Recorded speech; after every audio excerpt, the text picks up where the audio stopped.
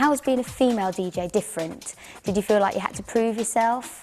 Definitely when I first started DJing, I found that I had to prove myself. I was the only female DJ in Perth at the time, and I think a lot of the guys were like, oh yeah, she's a girl, she can't DJ kind of thing, and that did sort of inspire me to work just that little bit harder, just to show them that, yeah, us girls, if not can do this as well, can definitely do it better, you know.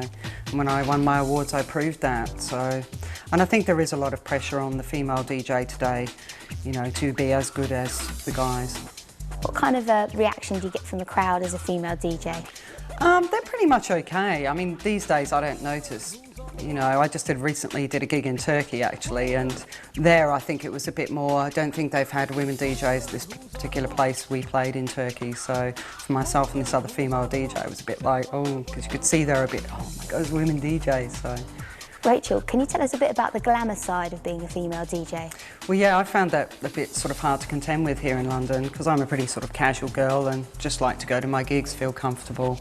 And the way I see it is you are there to entertain people, not sort of put on a show. And I mean, sure, the image comes into it, but I think it is coming that way and becoming that way, that it is seen now as a fashion statement and things like that. So.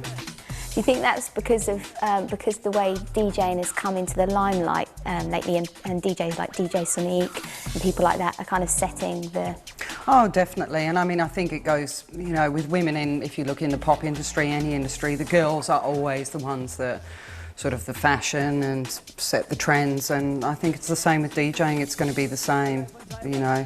And it can be a bit disheartening because if you don't have that particular image, I think it can hold some people back in their DJing, which I don't think is really right, because that is not the purpose of being there. So the whole glamour side of things you think is something that only the female DJs have to contend with, and the male DJs it's not like that? Oh, absolutely. I mean, the guys can turn up in faded pair of jeans and last week's t-shirt and nobody bats an eyelid, but the girls, there is a certain sense of an expectation that, you know, you do have to sort of have that look. And I mean, that's great, but I don't think it should go to the point where that's it.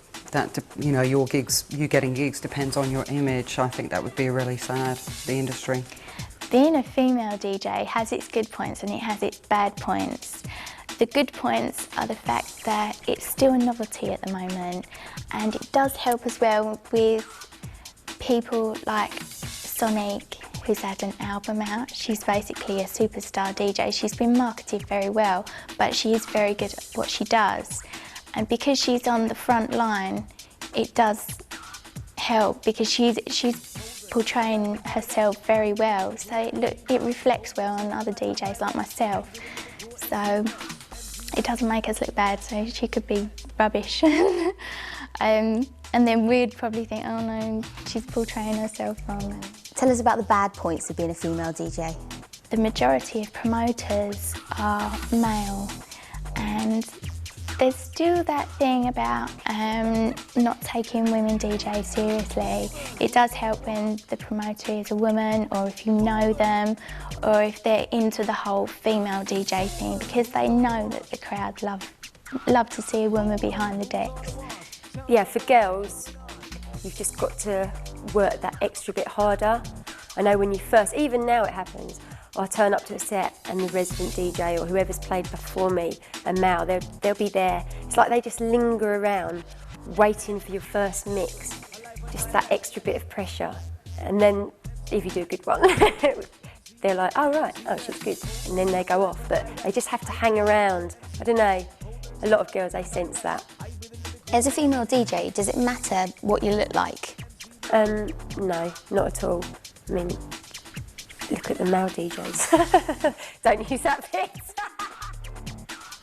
It doesn't matter what you look like, as long as you can play good records, get the crowds jumping, that's it. That makes a good DJ at the end of the day.